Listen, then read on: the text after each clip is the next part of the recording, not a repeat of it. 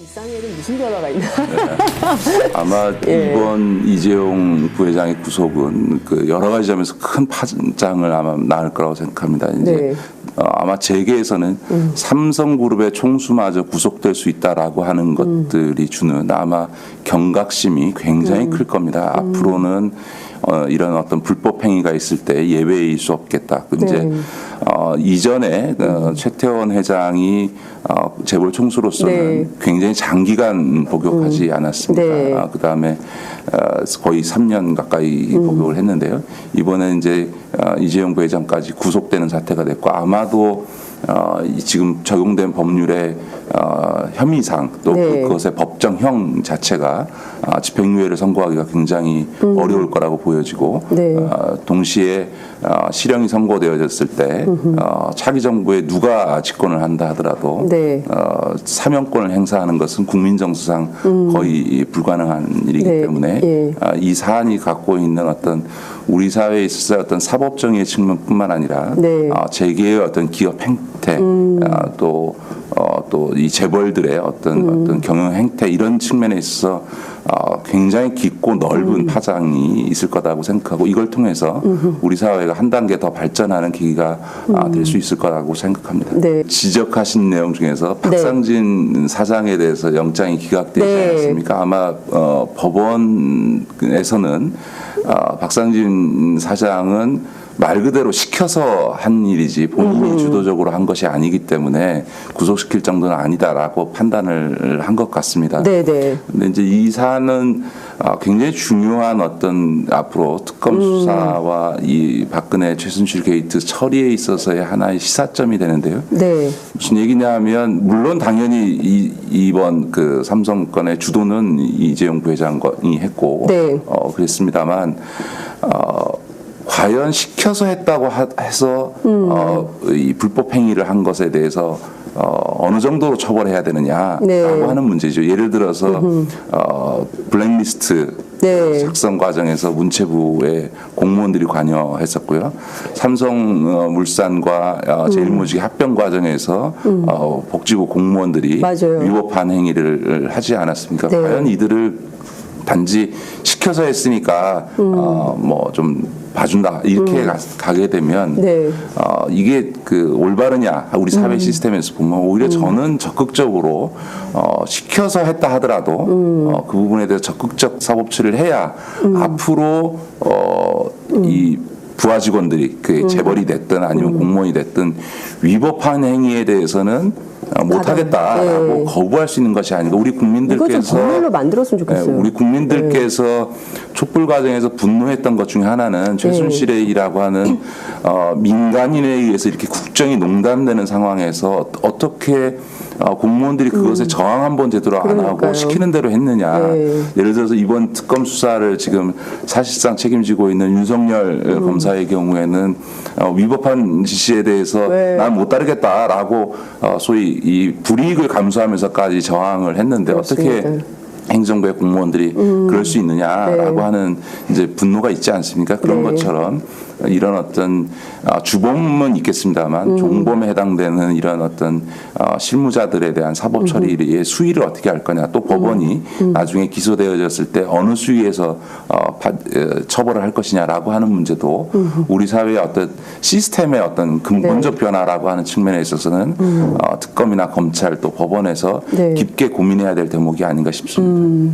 맞습니다. 그 국정원 댓글 사건의 대표적인 건데요. 김하영 씨가 여전히 다니고 있잖아요. 네, 국정원에. 네, 그러니까 부패 그리고 불이한 문제에 대해서 법원이 단죄를 할 때 그러니까 일종의 이제 이런 방식인 것 같아요. 이재용이 몸통이고 박상진은 꼬리에 불과하니까 너는 봐줄게라는 식의 판결이 과연 옳은 것이냐. 그렇습니다. 예, 이런 말씀을 해주시는 건데요. 좀 다른 얘기지만 연관됩니다만 예를 들어서 김영란법 이른바 부정청탁금지법이 갖는 굉장히 중요한 어쨌든 좋은 긍정적인 영향 중에 하나는 뭐냐면 소위 직장 그러니까 예를 들면 부처의 장관이나 차관이나 국장이 네. 부정한 청탁에 의해서 어떤 업무 지시를 했을 때 네. 그 밑에 부하 직원이 그것을 수행하게 되면 이제 김영란법상 네. 처벌받기 때문에 그런 위법한 지시나 혹은 부정한 청탁, 법상 위반되는 청탁에 의한 지시는 이행할 수 없습니다. 안 그러면 제가 처벌받습니다라고 그것을 거부할 수 있는 어떤 법률적 근거를 만들어줬다고 하는 점에서 네. 굉장히 중요한 의미가 있거든요. 그러니까 그리고 그랬을 때 실제로 너 사법 처리 감수해라고 할 수 있는 네. 상사는 없는 거니까요. 예, 그런 점에서 그렇죠. 보면 이제 이 법이 갖고 있는 어떤 이게 단순히 어떤 그 상급자를 처벌하는 문제를 떠나서 사회 네. 전반에 있어서의 어떤 시스템적 변화를 만들어낼 수 있다고 하는 점에서 부정청탁 금지법이 갖고 있는 긍정적 효과가 있는 거거든요. 예를 들어서 우리나라 선거제도가 여러 가지 네. 바뀌었습니다만 2004년도 선거법 개정이 가졌던 가장 큰 효과 중에 하나는 뭐냐면 유권자에게 밥을 사는 행위뿐만 아니라 그 밥을 먹은 사람들조차도 50배의 과태료를 물어야 된다고 하니까 네. 그런 얘기가 나왔을 때 아유 저뿐만 아니라 선생님께서도 50배 과태료를 물기 때문에 이걸 식사 대접을 못합니다라고 했을 때 사람들이 순순히 그걸 받아들이게 되거든요. 그러니까 그렇게 소위 위법한 행위에 대해서 당당하게 거부할 수 있는 어떤 사회 풍토들을 만들어가는 측면에 있어서 우리가 주목해야 되고 저는 그런 점에서 이번 박근혜 최순실 게이트 사건을 수사하는 과정에서 소위 시켜서 난 어쩔 수 네. 없었다라고 얘기하는 공무원들이라든가 기업체의 어떤 관계자들에 대해서 한번 특검과 검찰, 법원이 깊게 우리 사회를 한 단계 업그레이드 시키는 측면에서 네. 고민해 줘야 한다고 생각합니다. 네. 그러니까 일종의 이제 그 국민정서법 같은 게 있잖아요. 네. 그래서 이 사람이 몸통이니까 몸통은 처벌하되 이거 시켜서 했으니까 시킨 놈을 좀 봐줘야 되는 거 아니야? 뭐 이런 생각들을 여전히 하시는 분들이 있지만 사법정의를 세운다는 측면 그리고 다시는 또 똑같은 범죄 행위가 재발되지 않도록 하기 위해서는 분명한 법의 잣대가 필요하다. 예, 이런 그런 말씀이신 거예요. 점에서 뭐 박상진 사장 같은 경우에는 삼성의 어쨌든 권력 구조에서 보면 진짜 사실 굉장히 낮은 네. 사장이긴 하지만 예. 근데 사장인데 낮아요? 네. 왜냐하면 이제 삼성이라고 하는 건 오너에 의한 황제 경영이 있고 그것을 네. 뒷받침하는 미래전략실이 거의 계열사에 대해서 무소불위의 권력을 행사하는 조직이기 때문에 네. 계열사 사장이라 하더라도 더군다나 뭐 권원 사장이나 윤봉 네. 사장이나 고동지 사장 같은 위치가 아니니까요. 그런데 이제 오히려 박상진 사장의 처리 문제보다 더 주목해봐야 될 것은 최지성 미래전략실 실장인 최지성 부회장과 네. 장충기 사장에 대해서 과연 네. 특검이 구속영장을 청구할 거냐 그리고 법원이 어떻게 판단할 거냐라고 하는 문제가 지금 방금 말씀드린 문제에 있어서는 대단히 중요한 문제다 저는 그렇게 생각을 합니다. 박상진 사장은 직접 독일에 건너가서 코레스포츠하고 서명을 하고 계약을 맺은 당사자인 것이고요. 최지성 부회장이나 장충기 사장은 실제로 미전실 안에서 이재용 부회장을 서포트하면서 이 모든 사건을 함께 모의했던 이 정도가 아니고 아마도 네. 최지성 실장이나 장충기 사장이 이 모든 과정에 네. 소위 박상진 사장을 포함해서 삼성 관계자들에 대한 일상적인 보고와 지시는 아마도 중요한 결정은 이재용 부회장이 했겠습니다만 네. 일상적으로는 최지성 실장과 장충기 사장이 했다고 봐야 알아서 되겠죠. 네. 네, 그렇군요. 그러니까 이 특검이 앞으로 최지성 부회장과 장충기 사장에 대해서 어떻게 할지 그것도 지금부터 봐야 되는 중요한 포인트다. 그렇습니다. 이런 말씀을 좀 드리겠습니다. 이재용 부회장한테 씌워진 혐의가 모두 5가지입니다. 네. 하나는 뇌물, 횡령, 범죄 수익 은닉, 국외재산 도피, 그리고 위증. 이제 위증 이렇게 5가지인데요. 5가지 중에 가장 큰 범죄 물론 다 황당하고 네, 나쁜 네. 범죄지만 그 중에서 제일 법원이 심각하게 봤다라고 보면 역시 뇌물.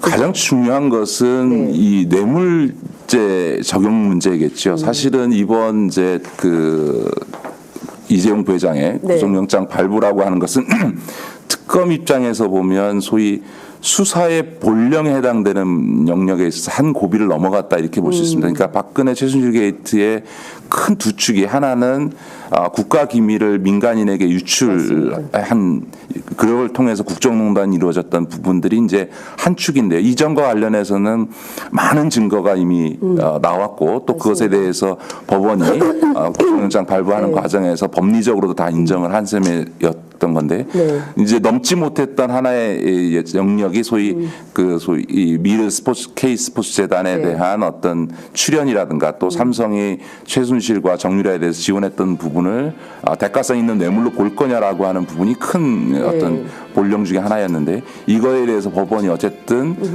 혐의 사실에 대해서 충분히 구속사유에 해당된다라고 인정을 했다는 점에서 큰 본령을 넘는 거죠. 그런 점에서 보면 이재용 부회장의 구속으로 특검은 전체적으로 이 수사에 한 고비를 넘겼다 이렇게 볼 수 있는 것 같고요. 그런 점에서 보면 이재용 부회장에 적용된 수많은 적용 5개의 어떤 혐의가 있습니다만 그거는 일단 기본적으로 뇌물죄라고 하는 것을 두고 거기에 연관된 어떤 그 돈을 마련하기 위해서 횡령이 이루어지는 거고 돈을 그렇죠. 횡령해서 뇌물을 줬다 이렇게 보는 거고요. 또 한편에서 뇌물을 주기 위해서 승인 없이 자금을 해외로 반출했기 때문에 이제 그거에 대해서 법률 위반을 적용하는 것이기 때문에 큰 축에서 보면 뇌물죄 문제가 제일 중요하고 또 이것은 박근혜 대통령의 탄핵 사유 중에서 가장 중요한 구성 요소이기 때문에 법원이 이것을 영장을 발부했다는 것은 헌재가 이제 앞으로 3월 초로 예상되는 이제 탄핵 심판 결정 과정에서도 상당히 중요한 어떤 영향을 미치지 않을까 이렇게 생각을 합니다. 전체 지난해 9월 한겨레 첫 보도 물론 이제 7월에 조선 TV조선 보도도 있었습니다만 그 9월을 기점으로 본다면 벌써 5개월째 이어진 전반적인 이 사태 과정 중에 어제가 제일 중요한 날이었다 이렇게 볼 수도 있겠네요. 그렇습니다. 그러니까 예를 들어서 박근혜 최순실 게이트의 사건의 시작이라고 하는 게 K스포츠 재단과 미르 재단에 대한 어떤 문제였고 거기에 대한 기업의 출연 과정의 문제로부터 시작된 거 아니겠습니까? 그런 점에서